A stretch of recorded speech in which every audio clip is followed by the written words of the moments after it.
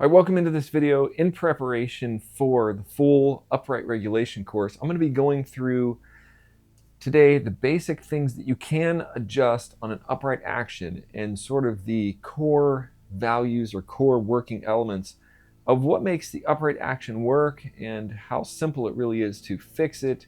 This will help you in your repairs. This will help you in your regulation course as you start going into it. We're going to start at the front of the key. And two of the adjustments that you can actually affect in the key you got to think of it as like a teeter-totter. It's sitting on a balance rail, and it also is sitting on the front rail, so it goes down to the front rail. The biggest part of like the key working is that you have the balance rail and the front rail. You want that teeter-totter to have enough motion. And we talk a lot about in the repair course sections lost motion. And to fix lost motion, you will change the capstan screw. So you'll either lower it or pull it counterclockwise, will bring it up. So typically when you have lost motion, you will adjust the capstan screw. So I'll just talk about that first, because that's probably in most uprights what happens first is you get lost motion. So lost motion, and I'm going to move the camera a bit so you can see, is the little bit of wink that you get when you push the key and you see that the jack is just right under the butt, but it's got a little bit of space right there. So as you push the key down, you'll see everything move, but the hammer doesn't move. And that's what lost motion is. Okay, so to fix lost motion, you're going to turn this screw counterclockwise out, and that's going to give you the scenario where the jack is barely just touching, like maybe a hair from touching or is touching. So as soon as my finger touches this key, when the lost motion is right, as soon as my finger touches the key, the hammer starts to move. And that's how you know that you have lost motion is messed up. If you touch the key and you get this little wink of the back check right there. You see that little wink of the back check. Now when you look inside, you can see that what it is the jack is just not touching the hammer butt. And that's the first kind of thing that we always talk about is lost motion. So once you kind of remove lost motion, you get that done, you can adjust the height of the key, okay, at the balance rail. So if the key is too not high enough, or if it's sagging, you can add a balance rail punching to get the height of the key. So the balance rail adjusts how high the front of the key is sitting at rest. And then the front rail punching adjusts how deep the key can go before it stops. So if you take out punchings, the key will go down further. If you put in punchings, the key will go down less. Okay, so that you can see changes everything in the relationship of how much movement is in the jack. And that's kind of what I want to talk about now, is basically if you have not enough motion in the key, what you will have, and you're going to focus on this little point, this is a very, very important part of the whole regulation process.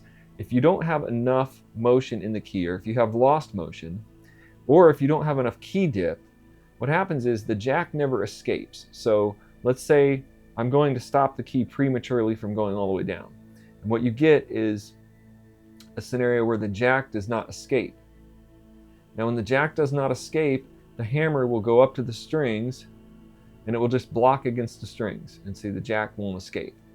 So that is a symptom of not having enough teeter-totter basically in your key, not having enough motion. So when you have lost motion, a lot of lost motion in the key, you'll get a bobbling hammer because the jack is not escaping from underneath the hammer. What you want to happen is you want to push down the key all the way, and the jack gets tripped, and I'm going to show you this with my finger because it'll be a lot easier. The jack gets tripped and it gets out right there. So the hammer goes up and the jack trips and comes out all the way. So you have clearance of the jack from the butt here.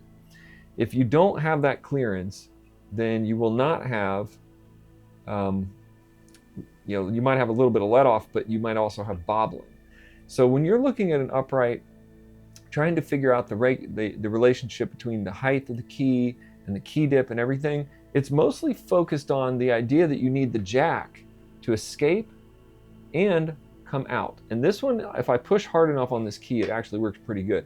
So you want to see a little sliver of light after the jack escapes. You want to see just a little place right there. You see where the jack, focus right here.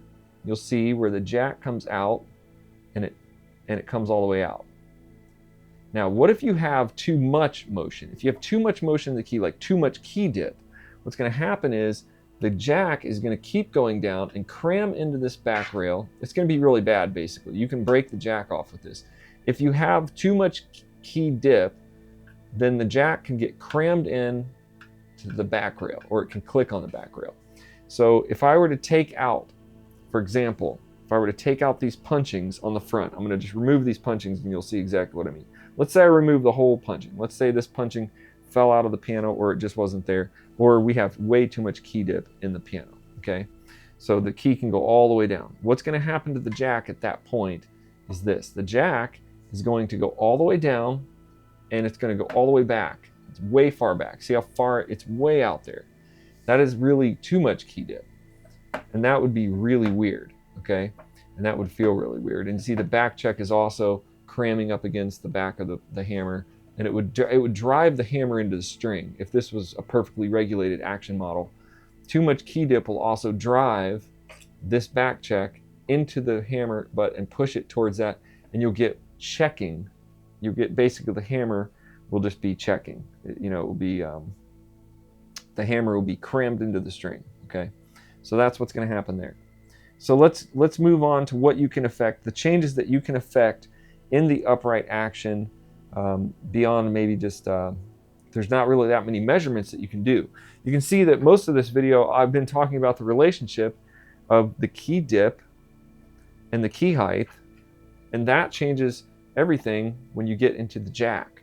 So if the key is not at the right height with the balance rail, and if it's dipping too much or not enough, then you really don't have enough motion to move the jack all the way out to escape the underneath the hammer butt. If that does not work, then it's bad. So when you first come to a piano, you can really look at it for that symptom. You can push the key down, look in through, maybe on one of the sections of the piano, like the middle section, you can look in and see, is my jack escaping, and is there a little tiny bit of room, maybe a few millimeters of room after it's escaped, that the jack is sitting outside there, okay?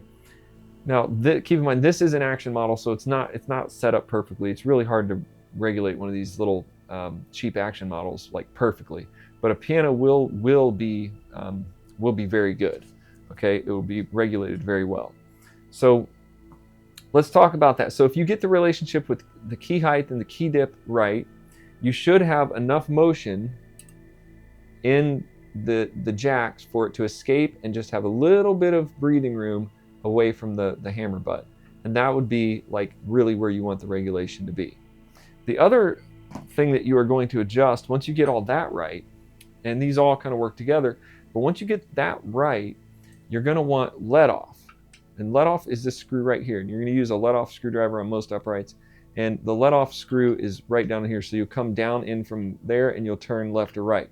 If you turn this let off screw down, it's going to make the hammer, the jack let off more. That's the only thing that really makes let off happen, is this let off button. This little button right here is the only thing that really makes the jack let off. Okay, this is the thing that as the jack comes up and touches it, you'll notice it comes up and touches that button. It starts to push it and it pushes it out. That's what gets it to let off. So if you don't have let off in a piano, you can also just take this and turn it down one turn, see if you get let off. So you're going to work with all of these things as you're going through the regulation course. You're going to kind of understand these in a deeper way, but you're going to start moving them around. But you can see that if you don't have enough key dip, then you wouldn't have enough let off. If you have lost motion that's taking out that motion that you need, you're not going to have let off, okay? Or if your let off button is too high, you're not going to have let off. What you want to do is work on that relationship and regulation where you have the proper key dip and you have let off. And the lucky thing for us is most pianos will have a 3/8 key dip. And so we have a key dip block, a 3/8 key dip block right here. and I'll show you in the course how to set key dip, but you're going to actually use the key dip block on the key to measure that you have 3/8 of key dip. If you have a lot more key dip, or you don't have enough key dip, you're going to have a strange relationship between the jack letting off in that window. This whole scenario inside the piano action is very, very small. Like there is not a lot of room to change. Like if you have too much key dip, it's going to break the jack off. If you don't have enough key dip, then the jack is not going to escape, and it's going to stay under the butt, and then it's going to bobble. The hammer is going to be, going up and bobbling because it's going to try to let off but not, and it's going to bounce around. So that's basically the relationship that you can look at when you approach a piano. You want to look at, I'm teaching you in the course that you're going to measure first. You're going to measure and inspect everything first. Okay, do I have key dip? Are my keys high enough? Do I have lost motion?